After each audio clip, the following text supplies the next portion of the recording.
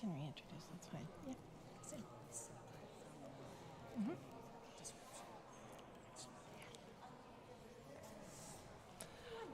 I think I'm on. Okay. Can I introduce you and then? Yeah, you can, and I can do a little bit more. That'd be great. Okay.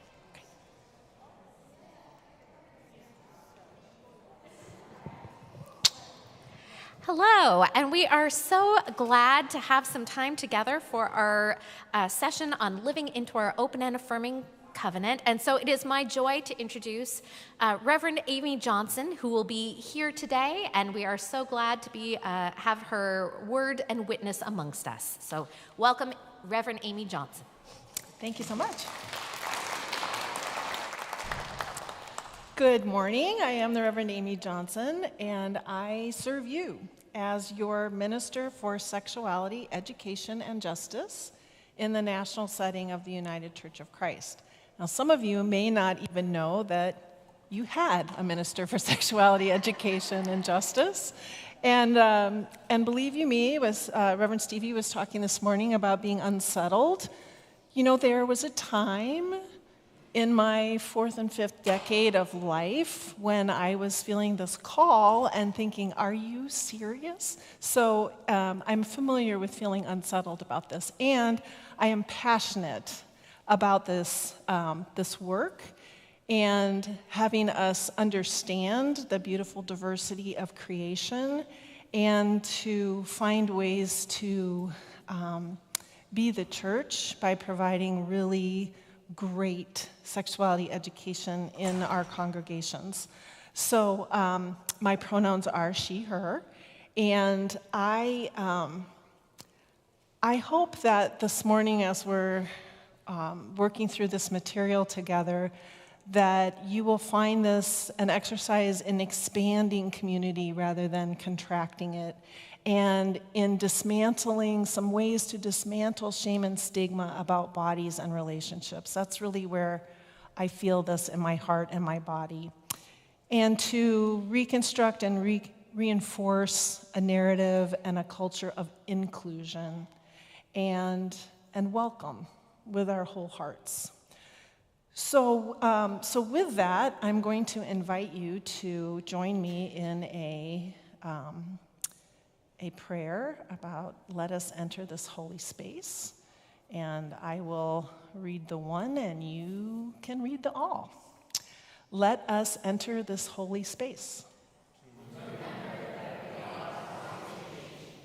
From the fires, waters, earth, and air, God created all life. Let us, we don't have the candle. Sorry, I thought it was already still lit. Let us imagine that we are lighting this candle to represent life.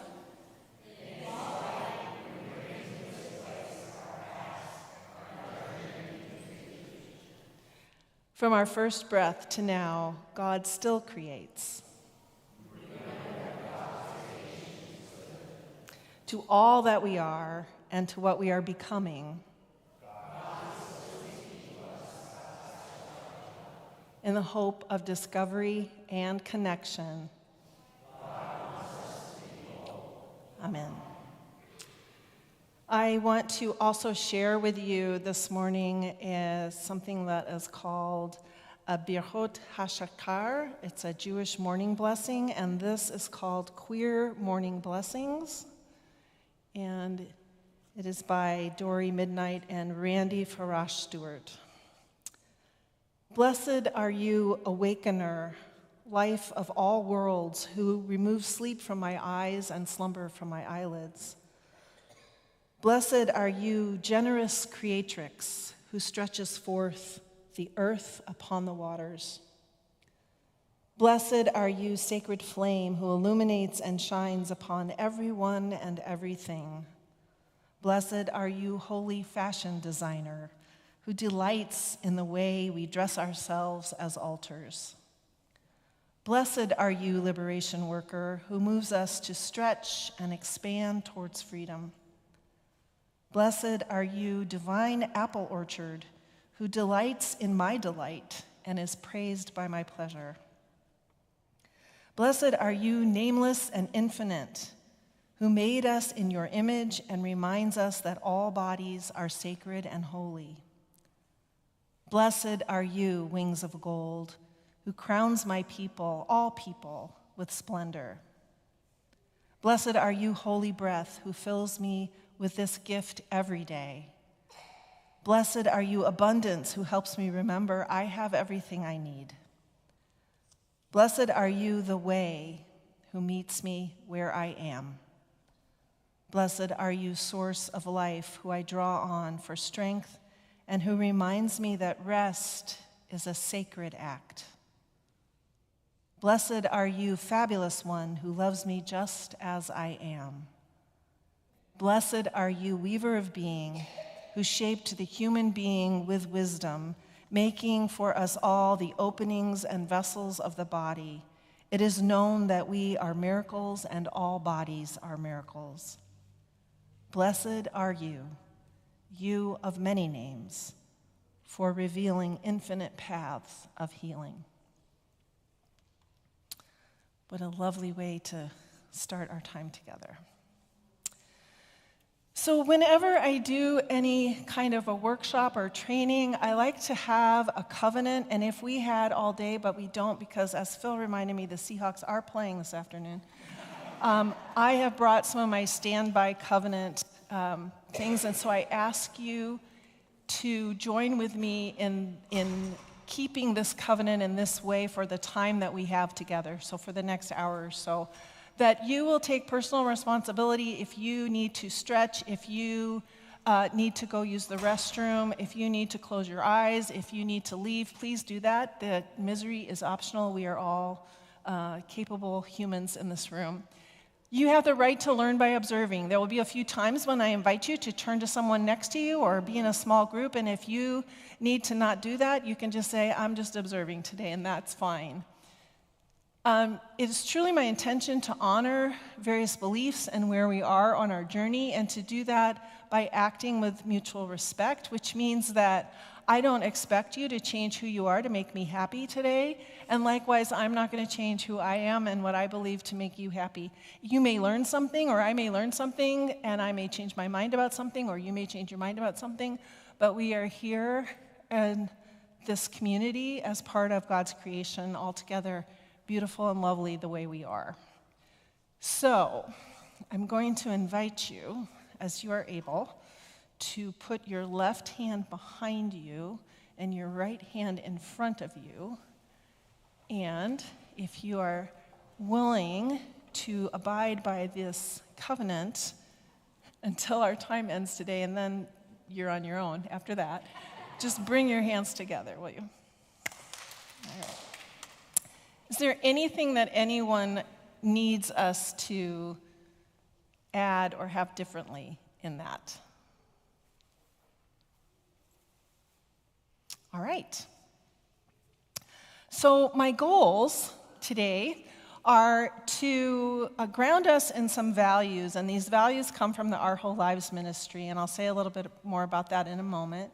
To talk about what is this word sexuality, what does it mean in our context, to talk about some terms and some limits about those terms, to do a little bit of exploration about different kinds of curiosity that humans have, to take some time for questions. I know I have some that you have already offered in your anonymous question box, and I have a closing reading.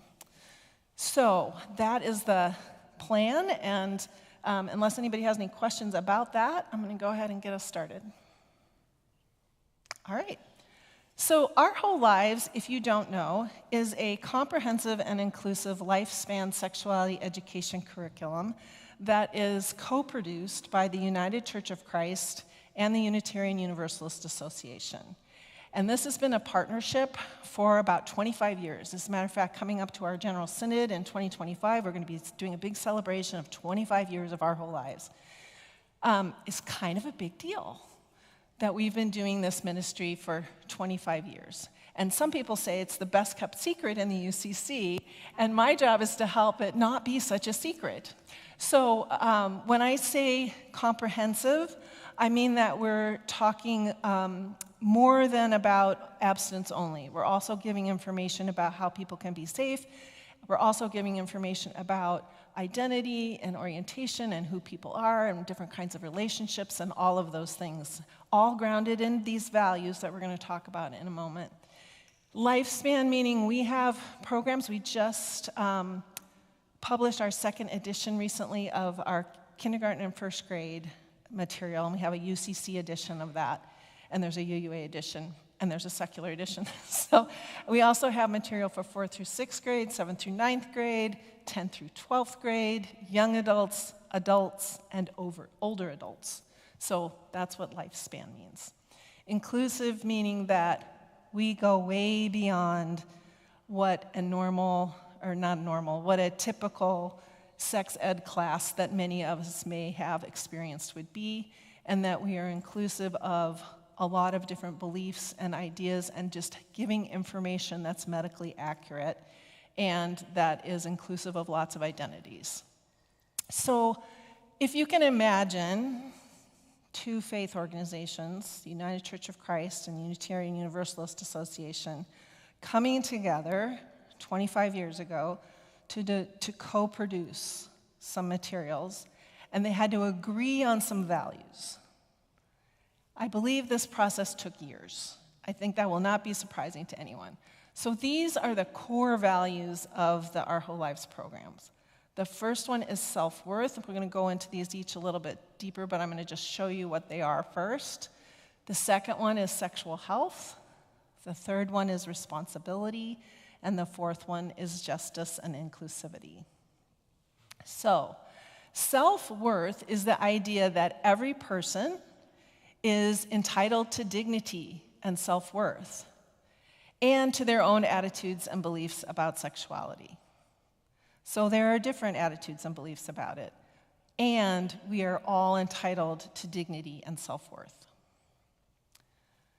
Sexual health is a really big value. It is so much more than understanding about pregnancy and disease. So I want to emphasize that one of the main tenets is that we believe that the knowledge about human sexuality is helpful, that it's not harmful. And when we do it in a developmentally appropriate way, it is not harmful to anyone or taking away their innocence. And every person has the right to accurate information about sexuality and to have their questions answered.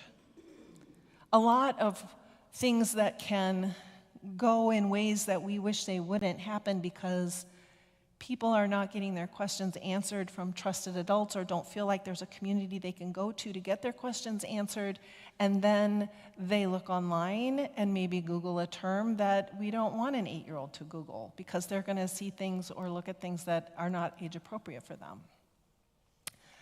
So we also have the idea and teach that healthy sexual relationships are consensual. So that means that everybody wants what's happening and is capable of setting boundaries and giving consent. We also say that healthy sexual relationships are non-exploitative, so everybody in the relationship has equal power. That they are mutually pleasurable. Everyone feels good physically, emotionally, and ethically. And I want to tell you that this term pleasure is way more controversial than you might think. But it's also super important.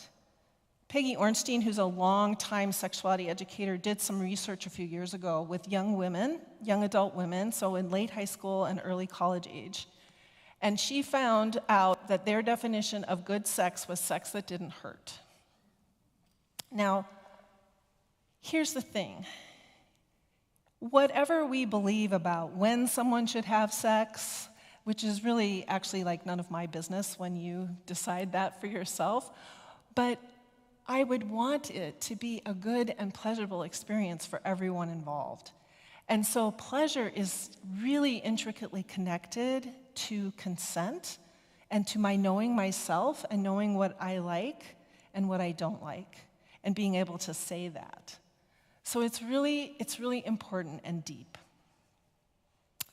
The other thing is that we want healthy sexual relationships to be safer. We can't guarantee 100% safety all the time, but a minimal risk of an unintended pregnancy or a sexually transmitted infection or any kind of physical or psychological harm. And that it's a developmentally appropriate relationship, so it's appropriate to the age and the maturity and the cognitive ability of the people involved. And that it's based on mutually understood expectations and care, and that it's honest, so it includes honoring the commitments that are made. And we also teach that sexual intercourse is only one of many ways to express sexual feelings. The next value is responsibility. So in this value, we're talking about that we're called to enrich our lives by expressing sexuality in ways that enhance our humanity and express care, joy, and pleasure. That's a responsible way to be. And that everybody has the right and obligation to make responsible sexual choices. Justice and inclusivity is a giant value. And I also want to say, I know that as I'm saying these, that these are aspirational. I know that there are many relationships we have and many times in our society where these are not things that are actually true. And it is in our whole lives, the curriculum that we write and the trainings that we do and the ways that we interact with people are to try to bring this into a more full reality in as many places as we can. So the justice and inclusivity value is aspiring to the fact that people of all ages and all races and all genders and all sexual orientations, all socioeconomic levels, all different kinds of ability, all different body sizes, and all different religions are of equal human value and entitled to equal human rights. That is a big aspirational value. Also, that all of the following are valid in the range of human sexual experiences: being romantically and sexually attracted to multiple genders, the same gender, a different gender, or even that having no romantic or sexual attraction is also a part of the range of human experience that is normal and natural.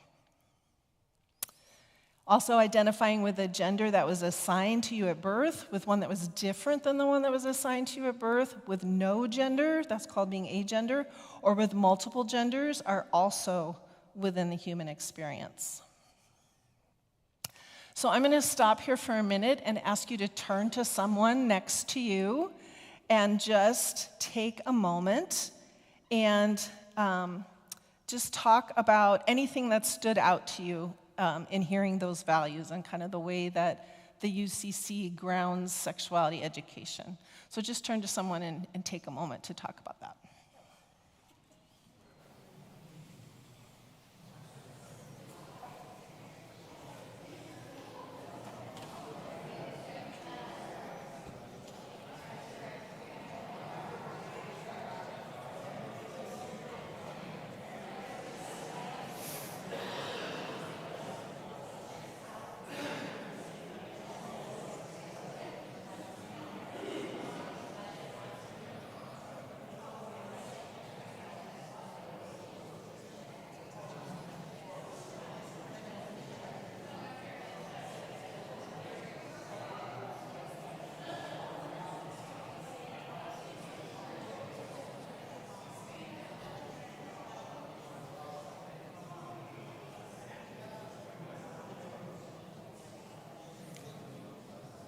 Okay. Finish up your sentence, whoever's speaking.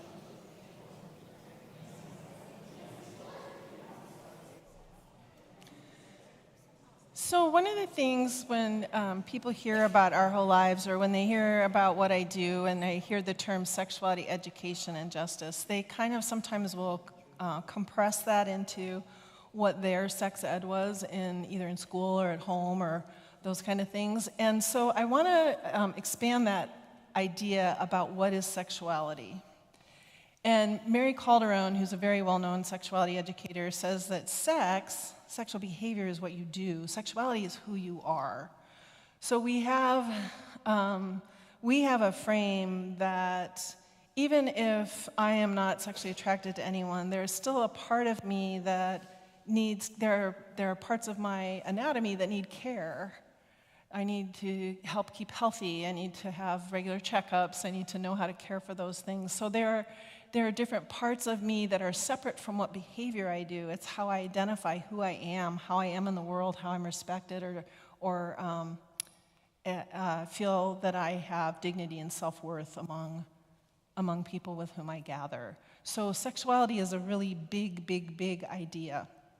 And we have this model called the Circles of Sexuality that was developed by a man, Dr. Dennis Daly, at the University of Kansas in School of Social Work. And he passed a couple years ago, but this is a model that has been helpful for many people to understand sort of the breadth and broad area of sexuality, and also as a way to kind of think about endpoints of having conversations. If I'm not ready to have one here, I might be ready to have one in one of these other areas.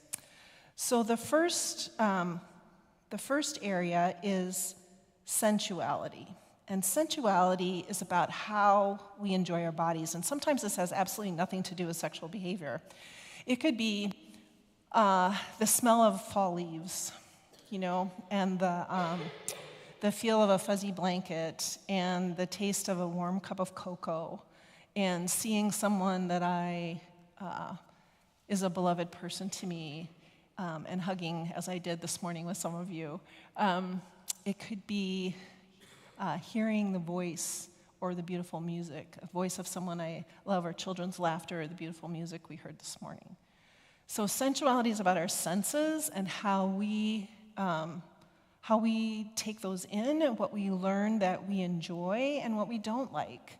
And again, big precursor to consent and knowing what my body does and doesn't like in lots of ways, completely outside of any sexual activity, can then be something that informs us later on. Intimacy is how instead of like my body, it's more about feelings, right? It's like, how do I feel and interact? Who do I like? Who do I love? Who do I trust? Who am I willing to risk being vulnerable with? So those are the things that are encompassed in this intimacy circle. Many times, I think especially for many of us in this room, the sex ed that we had didn't talk about this part at all. So that we're getting to see some more of that now, because there's more consent education required in different places. But really, this is about internally understanding myself and how I feel and who I feel I can trust, and is that reciprocated? The sexual identity is what we're going to focus on a little bit more today. This is about sexual traits, assigned sex at birth, gender identity, gender expression, gender roles, sexual orientation. You can take entire graduate degree programs on this. We are not going to take that long with it today, but that encompasses quite a bit. And then sexual health and reproduction is what we think of as that typical sex ed class, where it's about how does pregnancy happen, how do you keep it from happening if you don't want it to happen, how do you keep from getting sick, those kind of things. But this also encompasses the care, we need to do breast exams if you have breasts, or testicular exams if you have testicles, and doing those kind of things to make sure that our health is in good shape, and is also about if we go deeper into it, do I have the access to the care that I need because of where I live, or the body parts that I have, or what I do and don't want in my life. So it can be very, very complicated. And then sexualization is where power and sex intersect, and this is also where a lot of manipulation can happen.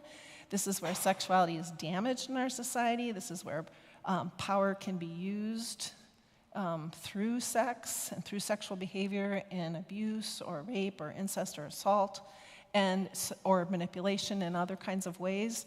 And so this is something that we teach about after we've taught about a lot of the healthy things, so that we are helping people be aware of ways that they can hopefully prevent this from happening, but also to know that if something does happen to them, that they have resources and can get help. And then spirit is in the middle. Spirit is in the middle of us, informing out and loving us through all of those things.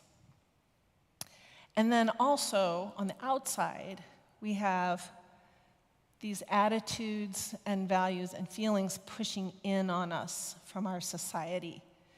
And that's going to look different here than it looks, say, I've had the great blessing and good fortune to have done some of this work in Tanzania many years ago, in the Philippines. It's going to look a little different because the individual attitudes, values, and feelings, or the family attitudes, values, and feelings, or the cultural, identity, religious, legal, professional, institutional, scientific, and political attitudes, values, and feelings are all dependent on who we are and where we sit and in what place in Washington State we are, in what place in the United States we are, and even when we're in a place where politically writ large, the landscape and the laws that we have, legislation to protect people for reproductive and gender health, an 8th grade classroom in any particular school might still and has been a place of bullying and diminishing of people. So it's important, this is important work.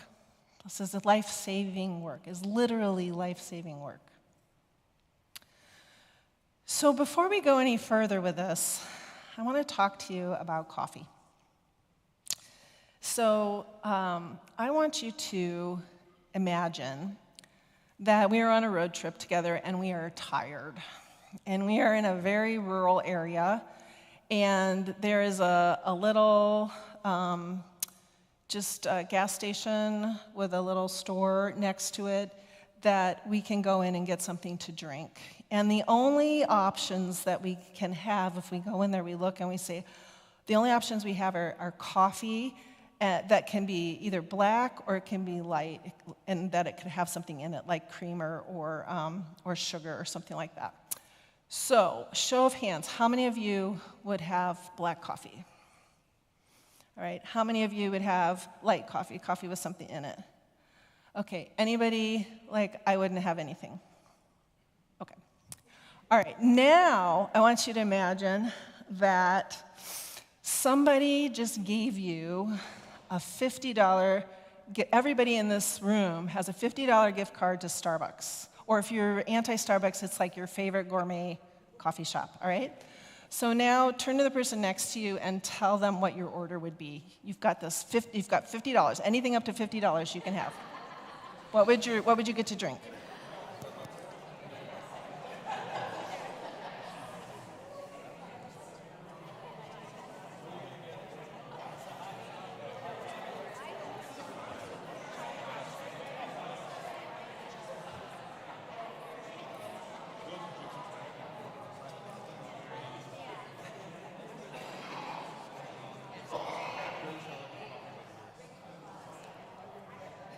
Okay. I saw people right away, right? There's lots of energy going on. I want to hear what some of these orders are, so I'm going to pick on you all over here. So Stevie and Lisa, are you willing to say what your orders would be? Okay. A latte with pumpkin bread. Okay. Mine would be probably an almond milk latte with a very fancy syrup like cardamom or something. Okay. All right. Great. How about somebody in this section? Yeah.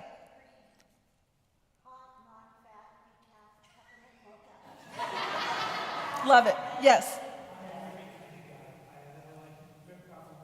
You just get drip coffee. Okay, whole milk and stevia. Okay, all right. Yes. Fancy black tea, no sweet. Okay. And how about over here? A couple people? Okay. Okay. Anybody else just dying to share their order? Yeah. Okay. All right. So, here's something to think about. When I gave you only 2 choices, most of you took one of them. It might not have been what your favorite thing was. You might have even been like adjusting your taste buds to like fit into one of those 2 types of coffee. A few of you said, nah, I'm just not going to have it. But most of you said, I will have one or the other. When that menu got opened up, y'all had your personal order already. I didn't hear any of the people who shared say the same thing, did you? Okay, so as we, other people might have had the same order, right? There might be a handful of people in here who would still get drip coffee or would have a cappuccino or something, or, oh, what Stevie said, that sounds good to me today, right? Might you have a different thing on a different day? Okay.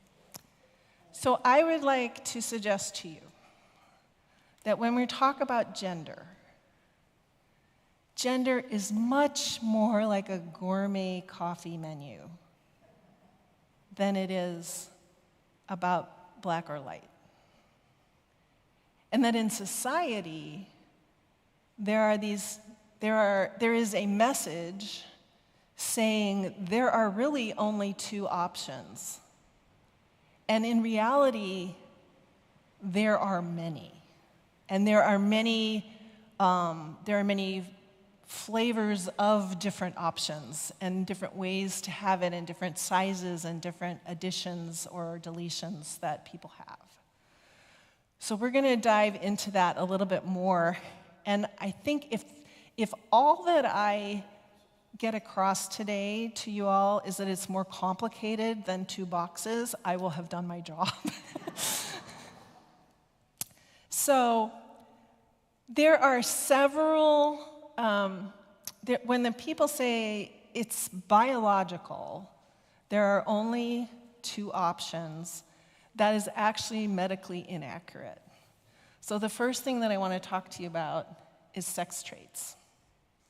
So when a baby is born, generally what happens is that the doctor or the nurse or the midwife or whoever is in the room when that baby is born will look at the baby, and they will look at what is available to them to see, which generally is their genitals. And they will say, what? It's a boy or it's a girl, right? Now, if it is not completely obvious, which happens about 1.7% of the time, then there might be some further testing. And that testing can reveal that there is a chromosomal difference. It's not XX or XY. It might be XXO, or it might be XXY, or it might be XYY, or there are many different combinations. That is called having intersex traits. So intersex people, again, I said it's about 1.7% of the population, and that is about the same number of people who have naturally occurring red hair. So even if you don't think you know someone who's intersex, it is highly likely that you probably do. Sometimes people know this from birth, and sometimes they don't find out until puberty or even later, because sometimes the traits are such that they don't show up until puberty or later on if there's fertility issues or things like that. But that is someone's biology. That is not something that they chose. That is how they are created. So that's one thing I want to say about sex traits. Now, the other thing I want to say is that those are the primary sex traits. Then you go through puberty, and there's secondary sex traits, and there's so much diversity in that.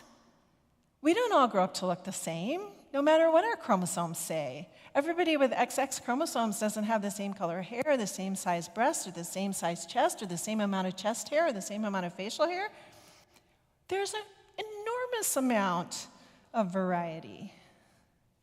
So this idea that it's this or that is, quite frankly, baloney. It's wrong. It's medically inaccurate. The other thing is that even if someone has some intersex traits, it is rare in anywhere in the United States that they would be assigned a sex anything different from male or female. So even if someone has intersex traits, they are going to look at that child and assign that child a sex. So birth certificates in this country rarely say anything other than male or female. So we have another layer of complication, right? For some people, that's not complicated at all. I think that if I asked you what your gender was, you could tell me, and then I would ask you a little deeper question is, when did you know and who told you what your gender was? Our trans and non-binary siblings get asked that question, but our cisgender siblings don't. And it's really not any different. It's just the diversity of creation. So here are people, and also I will say this happens after birth, but let me tell you, this also happens before birth, right?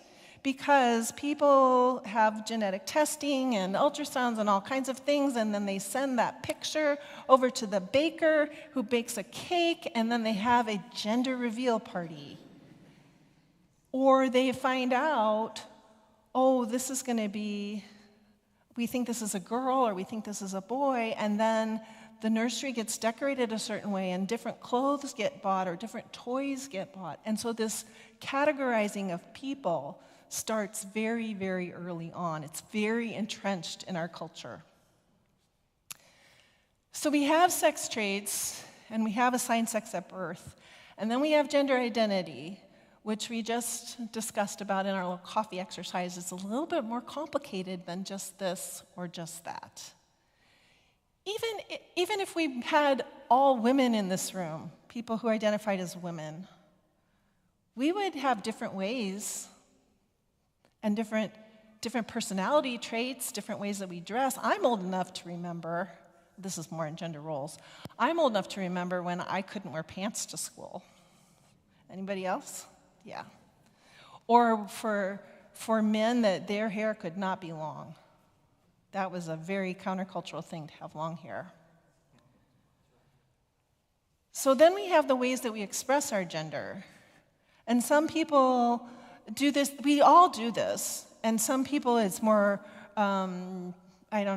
extravagant than others or noticeable because we're not in a what society says a box should be, but these are things like, do you wear your hair long or short?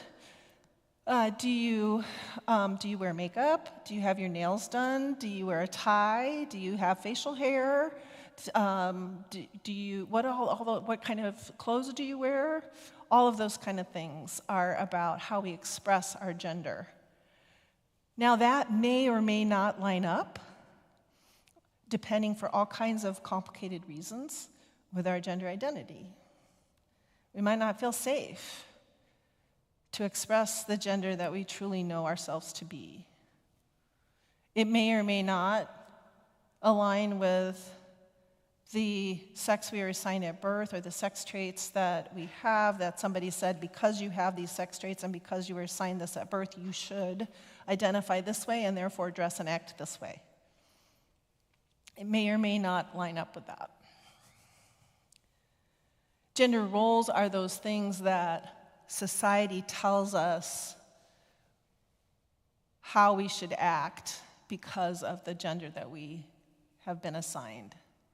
So that we should be quiet or loud, that we should be strong or soft, that we're either bitchy or bossy, excuse my language, depending on what gender we are sometimes. So gender roles are the things, those roles that society, that outside-in stuff I was talking about earlier that pushes in on us and says, this is how you're supposed to act. All of these things are about who we are, the human beings that we are, and the ways that we act and interact with ourselves and with society. Orientation is different. Orientation is, to whom am I attracted? Romantically, sexually, What, do I have a friend? Do I hang out with friends that are mostly of a same gender or different gender? Who gives me that spark, that tingle of attraction, if anyone? So that is, some people are romantically attracted to people but not interested in sexual relationships. Some people are interested in sex but not interested in romance. So there's lots of different orientations. So when we're talking about how to live into being open and affirming, and how to do that as a faith community, and how to do that in this particular moment, when in this past legislative session there have been more than 600 laws trying to be put into law, made into law, so 600 bills trying to be put into law to restrict those rights, to restrict the rights of people to identify how they identify, to receive medical care, whether they're youth or whether they are adults, people not feeling safe where they live. When we're talking about that, I think it's really important to think about this, that sometimes, this is from Pink News, which is an LGBTQ advocacy and news organization, that what people think trans issues are all about pronouns and all about bathrooms, and then if we're not trans or non-binary, we might get caught up in our own feelings about language and pronouns, and they can't be singular, and oh my gosh, women aren't going to feel safe with men in the bathroom, all those kind of things, when in reality, it is quite a bit more complicated than that. And that the concerns are varied and include pronouns in bathrooms because, if you have to go to the bathroom, you want to be able to be safe. But there's a difference between not being safe and not being comfortable. The people who are not safe in the bathrooms are people who are non-binary and trans. Those are the people whose hearts beat a little bit faster when they are somewhere where they're not sure how they're going to be perceived if they walk into one restroom or another, and that's only two choices. Somebody else might feel uncomfortable seeing someone in a bathroom that doesn't fit in one box or the other, because bathrooms are super boxed, right? But there's a difference between somebody's discomfort and somebody's safety. So those things are important, and also medical care and being in a place where that's available and having a knowledgeable medical provider. There are some very more nuance to this and more layers that we need to think about. And when we're thinking about, as a faith community, how do we want to show up? I think it's important that we know this and that we think about what is our call as followers of Christ to show up as community for people who may make us feel unsettled or uncomfortable, but that doesn't mean that isn't about them. That's about us, and we can do that work if that is who you are in this conversation. The other thing I wanted to show you is that it is Transgender Awareness Week, and there's a group called the Northeast Ohio Coalition for the Homeless who put out this graphic, because there is the number of transgender and non-binary people, the percentage of those people are greatly overrepresented in our homeless population. And so these are some things that we can do and that we can think about doing to be welcoming and helping folks who are trans and non-binary so that we have community around them. And now is a moment where these people need community around them and are not feeling like the systems that have been in place are there anymore. And I am hearing many people say it's more than like the rug being pulled out from under them. It's like community is all we have. We have to really gather together and do that well. So, I'm going to pause again. And this time ask you to get in groups of, 4, 5 people and talk about, given all of that I just kind of fire hosed at you, what are some things that you can do in this community, in your faith community, as a church, to amplify being welcome and being inclusive of all different kinds of people, all genders, all orientations? And if you think like, I'm pretty good at that, think like, okay, what's a next step? There's always like a next step. There's another thing. So I'm going to give you about 5 minutes to chat in your small groups about that.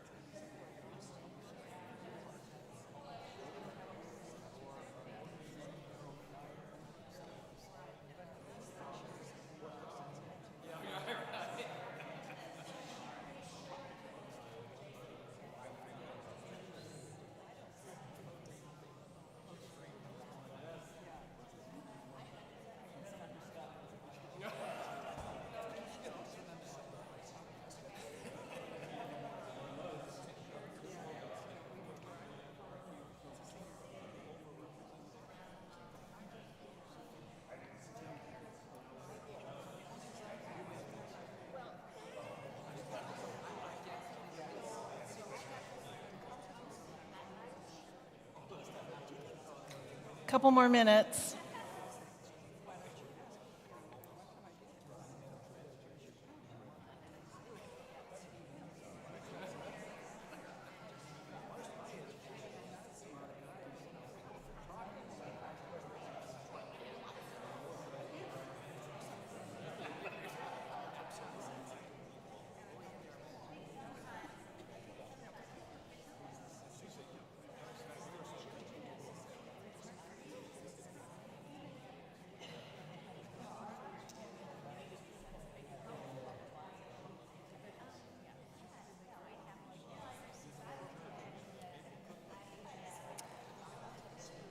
Okay, I invite you to finish up your conversation.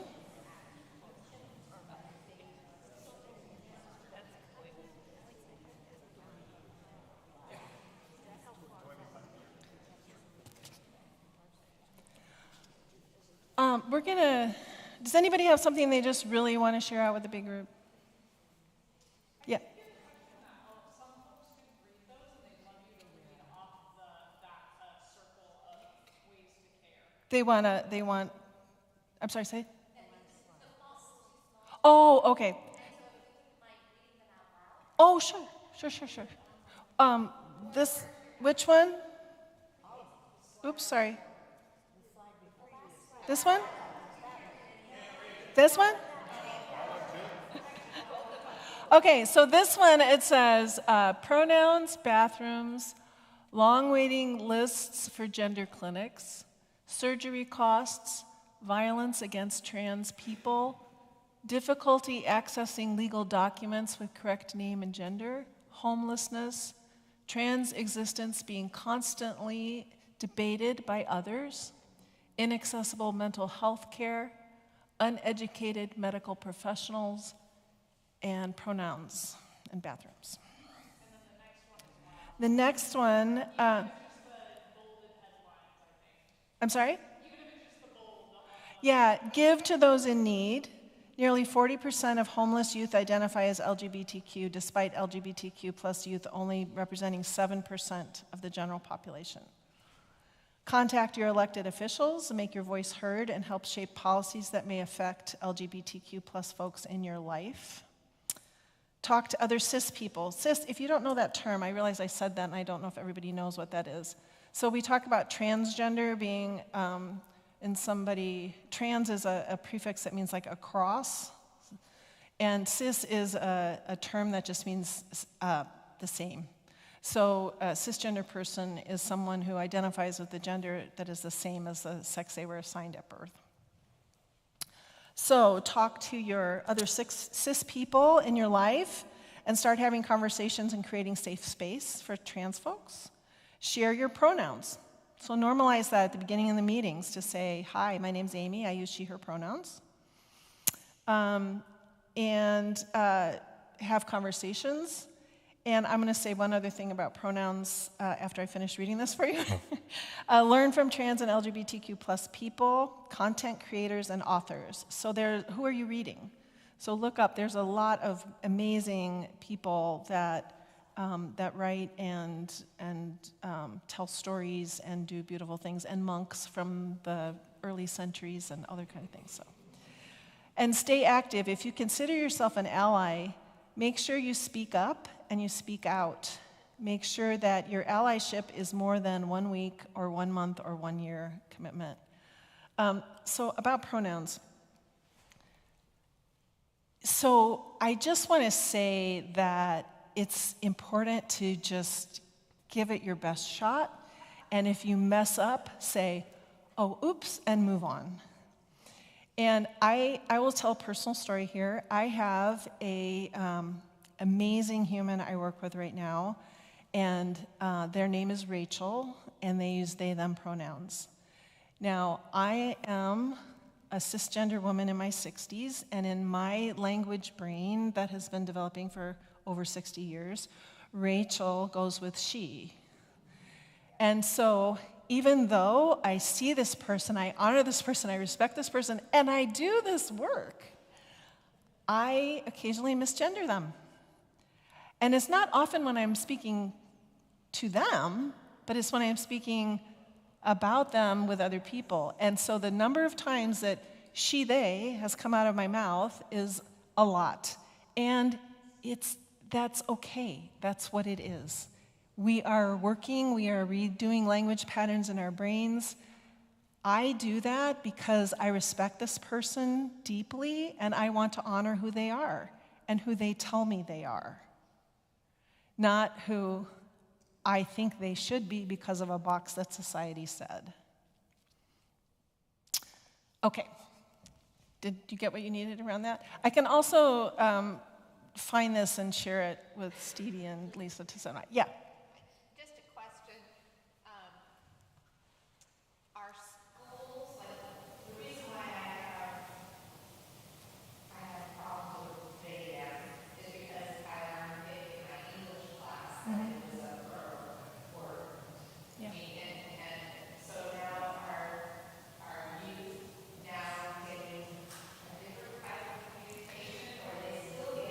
Well, it depends. Depends on where they are.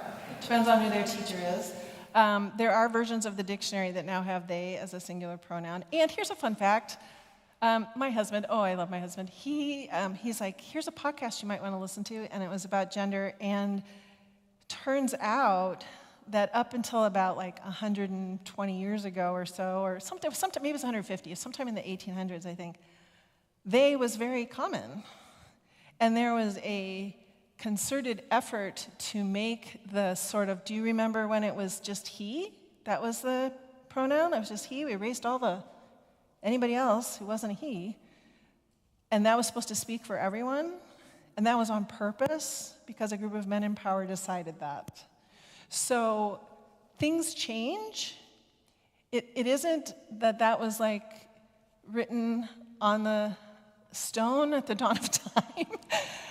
And I know that it's hard because we do get those pathways wired in our brains. And so something that I think about is, what is more important to me? Is it to honor a arbitrary, and it is arbitrary in my opinion, grammar rule, or to honor this person who's in front of me who's telling me how they would like to be noticed and show up in the world? So, and I know it's not always easy. I know that. I want to recommend this book, Raising Kids Beyond the Binary by Jamie Brucehoff. She is a Lutheran person who has done a ton of youth work and advocacy because she has a transgender daughter. And she talks in beautiful ways about how churches can show up for kids and other people. And part of the reason I want to recommend that is because I'm going to talk a little bit about two kinds of curiosity that she talks about in her book. She talks about there are different ways to be curious in life and to show up and wonder. And one of those ways is to be hospitably curious. And that helps us to better show up in community with one another. And so that is curiosity that seeks to understand the needs of someone else. So a totally random example might be like, I'm having a dinner party and I would like to know ahead of time if any of you have any dietary needs that I should be aware of so that I can make sure that when you come that you can eat the food that I offer. And then there is also something called lurid curiosity. And this is natural. It's a natural temptation to know things just for the sake of knowing them. This is the kind of curiosity that when there's an accident on the freeway, we're all going to slow down and look. Not because we're going to get out and help. There might already be ambulances there, and there's nothing we can do, or we're late anyway, but we slow down anyway. And there's something called Gawker delay, which is that it doesn't have to, the traffic jam doesn't have to be that long, but it's that long because we've all slowed down to look. And then there's also a pretty common thing that happens, that other collisions happen because we have slowed down to look somewhere else besides where we're going. So, lurid curiosity distracts us from what really matters, and it can harm people in the process.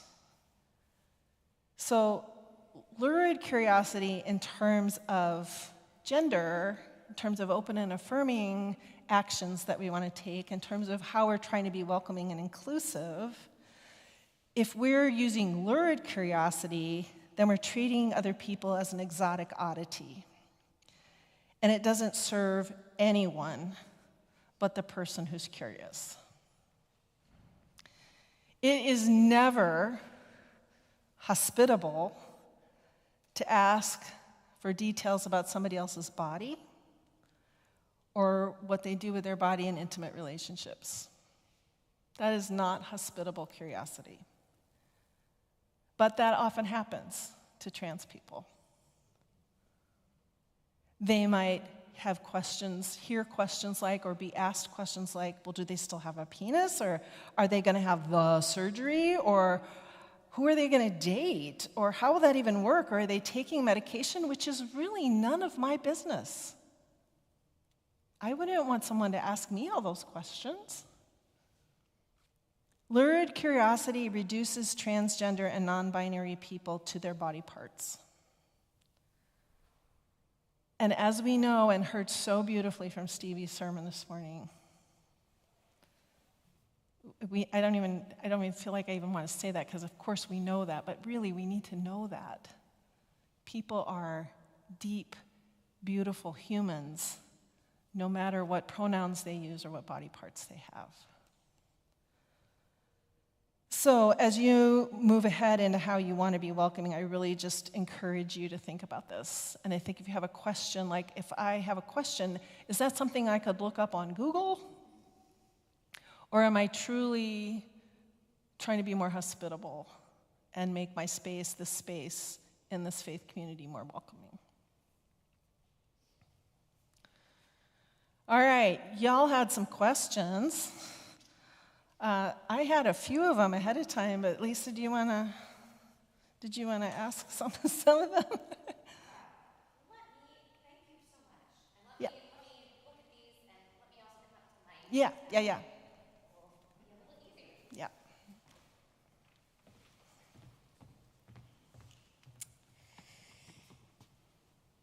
So, how about let's go with this one. Let's imagine you have a lifelong relationship with a trans person. You knew them as a child as one gender and as an adult as another gender. What are the appropriate pronouns to use when telling a story from their childhood? And the questions continue from there. Okay. So. Yeah. So I would definitely ask that person how they would like you to refer to them. I definitely would. And I think that is important because, especially if you're saying like you knew them as a child and you know them as an adult, then, I think if you have known them, ask. And then the other question I have though is like, why are you telling a story about them? So think about that. Think about that.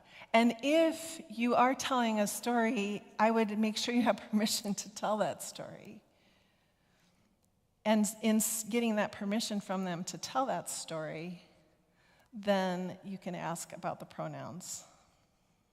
That would be my recommendation.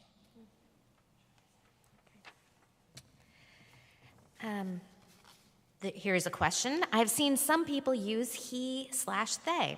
How should I interpret this? How do they wish to be addressed? So the best way you can know how someone wishes to be addressed is to ask them. The people that I know that use he, they, or she, they are generally okay with either one. But if you are really concerned about which one they would prefer, I would ask. Yeah. Okay. Let me see. Yes, I'm Garden sorry. of Eden one? No, it's okay. Yeah, go ahead. So I know there was one about, there's a couple about non-binary things and kids. But one person said, why would someone wish to be considered non-binary, and how do you see this align with God making only male and female in the Garden of Eden? So I'm going to say a couple things about that. First of all, God made male and female. And the only part, though, I don't think is true. I know it's not true. I just told you 1.7% of the population doesn't have those same, that's a medical fact. So I believe God created those people as well. And there's a beautiful passage in this book that I wanted to read to you. And it says, there are holy places in between and apart from, simultaneously both and neither. Reverend Asher O'Callahan expressed it this way. In the beginning, God created day and night. But have you ever seen a sunset? Well, trans and non-binary people are kind of like that. Gorgeous, full of 100 shades of color you can't see in plain daylight or during the night. In the beginning, God created land and sea, but have you ever seen a beach? Well, trans and non-binary people are kind of like that. Beautiful, a balanced oasis that's not quite like the ocean, not quite like the land.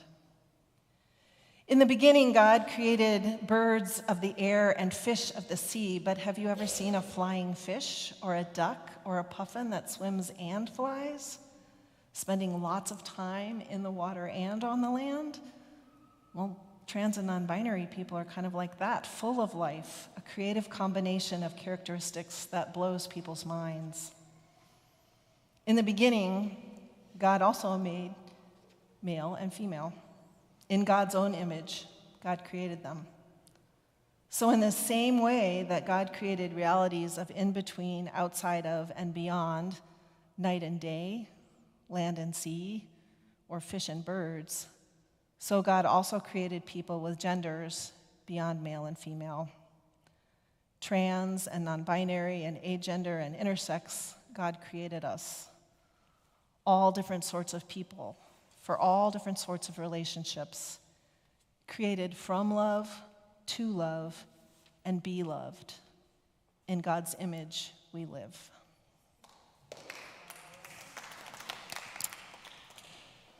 There are a couple of questions about kids and strongly gendered content at young ages and reinforcing the norms that we talked about. How can we best support kids exploring how they want to interact with gender? And another one was, how do we reframe conversations to de-emphasize othering non-binary identities?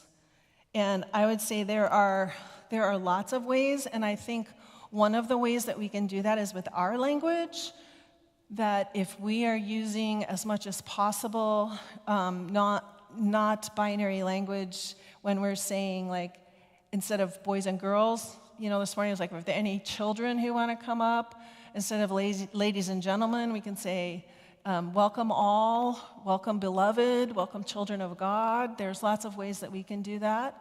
There are an enormous number of children's books out there now, so I encourage you to look at those, and if you don't have some in your library, bring them in or use some of them for story time. One that I highly recommend is a book called Neither by Arlie Anderson. And it's just a beautiful book if you haven't seen that one. There are lots. And so I think that as much as we can use the power that we have as people of faith and people who call ourselves Christian and people who go to a Christian church to work on our own language to be more inclusive when we're speaking, and we might trip over ourselves, and that's okay. That's okay. When we're learning new things, it takes practice. I started to learn how to crochet a couple years ago. And I started learning because my sister-in-law said she needed to have a way to reduce stress, so she looked at these YouTube videos and she taught herself how to crochet, and she said, I'm not any good. I make these like really funky ducks. They don't even look like ducks, but it helps me. I feel good. And she started giving these ducks away, and it turned into this whole thing like, do you have one of Paige's ducks? But here's what happened in my mind. I went, I could probably make a terrible duck. Like if I started out and my bar wasn't that I had to be able to crochet a beautiful, amazing blanket or jacket out of the gate. And so I didn't ever make a duck, but I did make like a funky penguin and weird fox and stuff like that. But anyway, when you're crocheting and you make a mistake, you have to notice that you make the mistake. If you're a knitter, this is called tinking. Did you know that? Tink is knit backwards. Anyway, yeah, for real. And you have to undo until you made them. I did this last night. I was like, I messed that up 3 rows ago. You have to undo, but you don't undo the whole piece. You don't undo everything you've learned when you're messing up language. You just go back to the part where you messed up, you correct it, and then you keep going. They, blah, blah, blah, blah, blah, blah, blah. So we can be really powerful examples of that. I want to make sure I didn't leave off anybody's question. Somebody asked, why is there such a hunger to assign labels to one's sexuality? Okay, so how many people have a cat? All right. Oh, not a ton of cat people here, okay. What happens if you have a cat and you have a box and you take that cat and you put that cat in the box? They're going to jump out. Okay. What happens if you have the cat and the box in the same room and you just kind of leave them there together? They might go in the box, yeah. They might even get a little kitty fort in there. So labels are interesting. And here's the thing. For some people, we're like, why do we need all these labels? And are they restrictive to people? And they can be. They can be restrictive.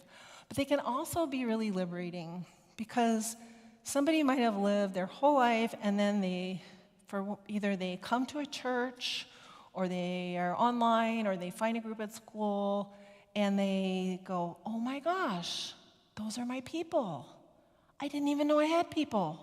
There's a name for that. I'm not weird. So the thing about the cat, though, is that it's not my job to put anybody in a box. It's my job to respect whether somebody would like that term applied to them or not, to respect them. What terms I like people to say about me. I think we all have things we would like not to be called. All right. I think we got most of those. Are there any other burning? Do you want me to address the one about? Yeah. So there was another question about. This is like a different topic, but polyamorous and ethically non-monogamous relationships. So what I want to say about that is I'm getting a lot of questions about that recently, and I've done a lot of consulting about that. So I just want to tell you that a couple of things that I know, and then I think the question was, does the church have a stance? So ethically non-monogamous relationships are relationships where people have agreed together to not be monogamous. Everyone is consenting to that. So that is not the same as having an affair where it's a secret and one person doesn't know. It is a decision that all people make together. There are many different kinds of ways to be ethically non-monogamous. One of them is called polyamory, and that is when people are in loving relationships with more than one person. Poly meaning many, amorous meaning love. Some people tell me that it's really important to lift up that it's not all about sex, that sometimes it's about the multiple relationships being available in lots of different ways to be family. I also want to say that there are, whether you know it or not, these relationships have been around forever. They are here in our Pacific Northwest Conference and in the United Church of Christ. There are many people who are not out because of the stigma and shame that is imposed upon them if they come out. And there are a lot of different feelings about it, but there are also families who do not know if they are welcome in church because that is their family structure. Does the church have a stance? So this is the United Church of Christ, y'all. We don't have like one stance on pretty much anything. There is a conference that approved someone for ordination who was out as polyamorous, and they are serving a local church. There is another conference or association, I'm not sure which, that shut somebody out of the member and discernment process because they opened their marriage. So it is really in the hands of the local committees on ministry right now, and because we are getting so many questions about it in the national setting, I'm on a team that is developing some resources for committees on ministry about that.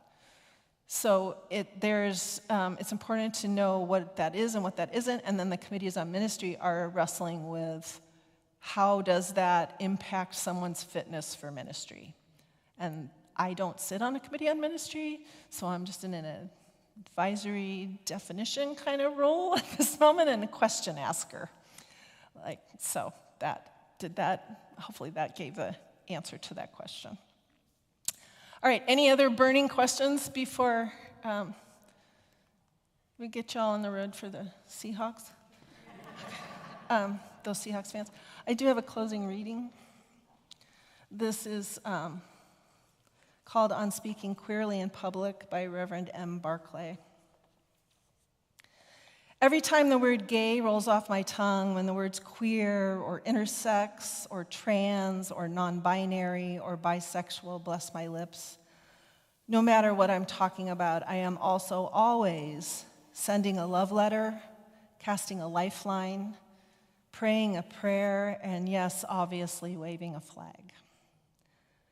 So many generations of silence and slurs, of words of violence and of quiet. Lonely, does anyone else in the world feel this way? My heart could burst every time I speak the imperfect but earnest attempts at finding ways to communicate lineages of us. Every word, a reaching toward each other, a you're not alone, or a we got each other, or a isn't it divine being this way? It's never too early to start teaching this love language and planting these seeds of assurance. Just thinking about it makes me want to sing a whole queer lexicon to the tune of ABCs to every newborn baby. Asexual, bisexual, cubs and dykes. Train a child up in the way they should go, says the scriptures. And I want them all to go queerly, go freely, go in belonging. I want to raise a whole generation of kids who never learn to hate themselves or to treat others like monsters, or that there's anyone that even God is against.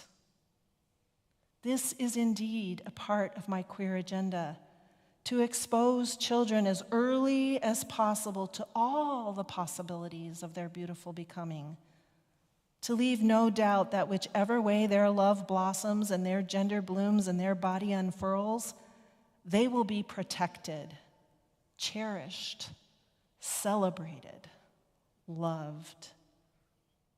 In the world as it is, to even begin to balance out all the messages otherwise, these things cannot be said enough. So we say them in every form they take across languages and cultures. We say them as early and as often as we can. We say them especially when they're not welcome. We say them with all the love we've got, and we will never, ever stop. Thank you.